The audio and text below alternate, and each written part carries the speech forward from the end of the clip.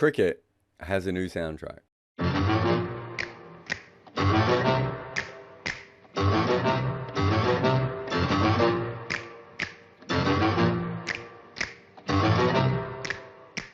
Clicky Ponting, that is what they're calling him.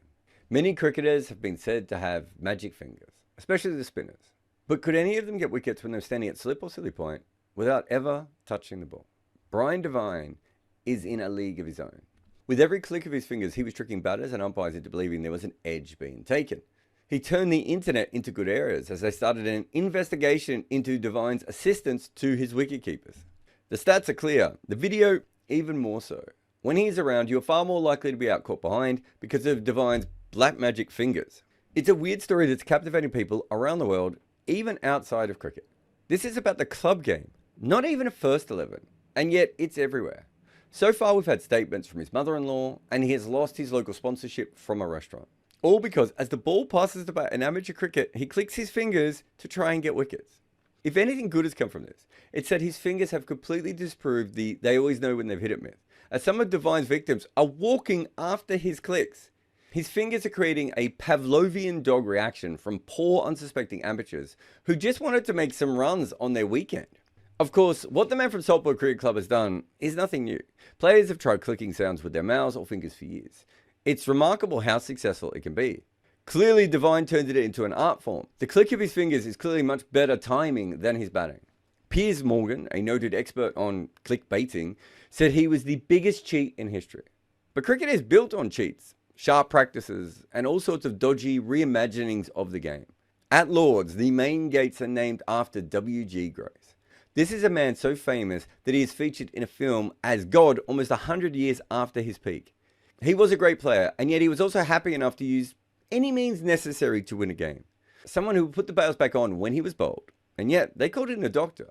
Grace helped build cricket, and our sport would not be what it is without its dodgy bastards. A cricket team isn't just about buying the best player. It's about spotting talent before anyone else does. Knowing who to scout, who to recruit, and who simply isn't worth their auction price. Do you spend big on one star player or build a deeper squad with strength in every role? It's about thinking beyond individual talent. And are they the missing piece or just another good player? Then, once the match begins, it's about making the right calls at the right time. Knowing when to play it safe, when to attack, and when to counter and unleash a special ability to swing the odds in your favor. That's the sort of cricket strategy I spend hours thinking about. The download link is available in the description and also the pinned comment below. In 1771, a man called Thomas Daddy White was playing for Chertsey against Hambledon, and he came out to bat with a piece of wood that covered their stumps entirely. It was a close match, and there was lots being bet on the result, so this annoyed the opposition and many bettors. Daddy White was impossible to bowl, but also couldn't score. Either way, we needed a law to stop this happening again. Not long after, again at Hambledon, Tom Walker, or as he was known then, Old Everlasting, bowled a delivery with a round arm. He was told very sternly as a professional to stop that nonsense. And you may not have heard of Walker, but perhaps the story of John Wills has been told to you. He did the same thing decades later, having been inspired by his sister bowling in hoop dresses. The fashion and sister story is not true. But Wills did bowl round arm. What he did was start a huge cricket civil war between what is now normal modern bowling and underarm factions. And that lasted more than 40 years. It was Edgar Wilshire's overarm blasphemy finally that took cricket to what we have today. All three of these men broke laws of the game. But without them, the sport would be largely insignificant in the modern world. I mean, would we really want to watch 5 days of underarm bowling? You know who didn't break the laws of cricket? Greg Chappell. When he insisted his bowler and brother Trevor deliver the last ball underarm to beat New Zealand. With 6 runs to tie, not even to win, Trevor rolled the ball on the ground to Brian McKechnie so that he couldn't hit a 6. And that was perfectly legal at the time. Not cheating at all, just an Australian captain knowing the laws really well. That kind of behaviour from the Aussies dates back to Warwick Armstrong, the big ship. An Australian captain who basically pioneered Aussies being, dicks on the field. And in terms of cricket laws, he did all sorts of weird things. He was the first to bowl down the leg side on purpose to slow down the run scoring. Now, of course, you can be called for wides doing that. And he knew the declaration laws better than the umpires, which also led to him bowling 2 overs in a row in a test. But the best story has to be when a young all-rounder, Frank Willie, made his debut. He came out to bat and had to wait roughly 18 minutes before facing a ball. Armstrong understanding the laws better than those who wrote them, bowled warm-up deliveries while Woolley just had to wait for ages before facing his first delivery in tests. The big ship was almost always within the laws, but he knew them so well he turned them into a shiv to shank the opposition. As an international cricket journalist for 10 years, I tell you what, I have got a collection of international SIM cards that I will never truly understand. Now I find there is a company called Sally who gives you an eSIM, and it makes it all so much easier. So if you're planning on making any trips, download your Sally eSIM app, and you can also get a 15% discount if you say good areas, all one word, at checkout. Travel like a pro with your Sally eSIM today. Cricketers have eternally looked for loopholes. Batters using their pads to stop being bowled led to LBW. Bodyline and creepy in-swing bowling led to only 2 fielders behind square on the leg side. Putting all the men out on the boundary made us invent the ring for limited overs. Cricketers pushed the limits of the game. Like South Australian David Hookes when going up against Victoria in a shield match. They put everyone on the boundary when he was with the tail. So Hookes hit the ball out to the deep and then purposely ran one short so he could get singles and control the strike. Corin Pollard would do the same thing years later, which is when the loophole was finally closed. Steve Harmison tells stories about how Freddie Flintoff was so strong that on days when the ball was doing nothing, he would squeeze it out of shape so it had to be replaced. This is technically ball tampering, and that has been going on for, well, at least 100 years. Before reverse swing, people were picking the seam to get it lifted for the ball to dart around more. But there are also players who put things on the ball to get it to swing more. There is a short Wikipedia article on the Vaseline affair, when English seam bowler John Lever was accused of putting Vaseline on his forehead and then rubbing it on the ball to get more swing. Before that, bowlers tried hair gel like Brylcreem. After that, they would include sunscreen, Murray Mints, and cough drops. After COVID, some players put furniture polish on their trousers to shine the ball more. For reverse swing, we've also had bottle tops, sandpaper, and zips on the trousers. Not to mention picking the ball up from the gutters at the grounds and dragging it across the concrete. In modern cricket, despite how fit and strong these athletes are, it is basically impossible for a fielder to throw it more than 25 metres without accidentally bouncing the ball onto the square. Some players actually go as far as using the same things that vets use to strengthen horses' hooves so they can scratch the ball better. Oh, and Shahid Boom Boom Afridi bit it. The Pakistani legend also got caught running, or dancing, maybe twirling on the pitch. Matthew Boyd did that once as well. Not to mention the many players who have done that by bowling or running down the surface. And that's kind of old school stuff, but we've had modern techno shenanigans as well. Remember when Australia worked out the DRS system by checking in with the change room who were looking at the replays? That was called Brain Fart Gate, if I remember correctly. You obviously can't do that anymore. We used to have a technology called Hotspot that would show if an edge was taken, but batters were using lubricant on their blades to try and nullify the thermal signal. How much would the big ship have liked that in his day?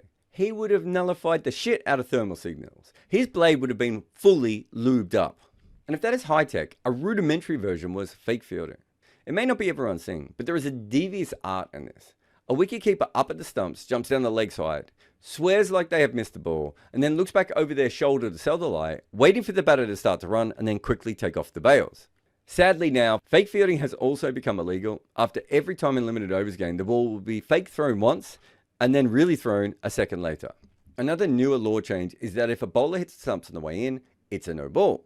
This would be Finn's law, after the tall England seamer Stephen Finn, who would run into his stumps when bowling. This is one of those things that really just should have been fixed years prior. But it's also worth a shout out because Graham Biff Smith largely used it to get in England's head and then later to save his own wicket.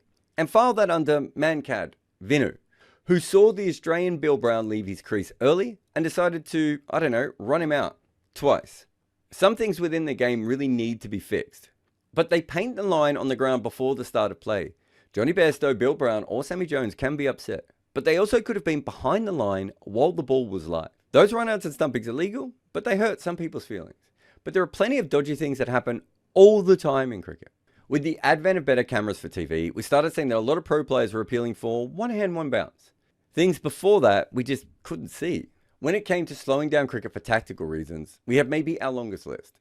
Recent favourites include Ishant Sharma coming out with 2 of the same gloves, Stuart Broad taking off his shoe to ensure he didn't have to bowl extra overs, or Mohan Khan stopping the world entirely to try and save a game against England. A crowd favourite would have to be Gulbuddin Naib's exploding hamstring.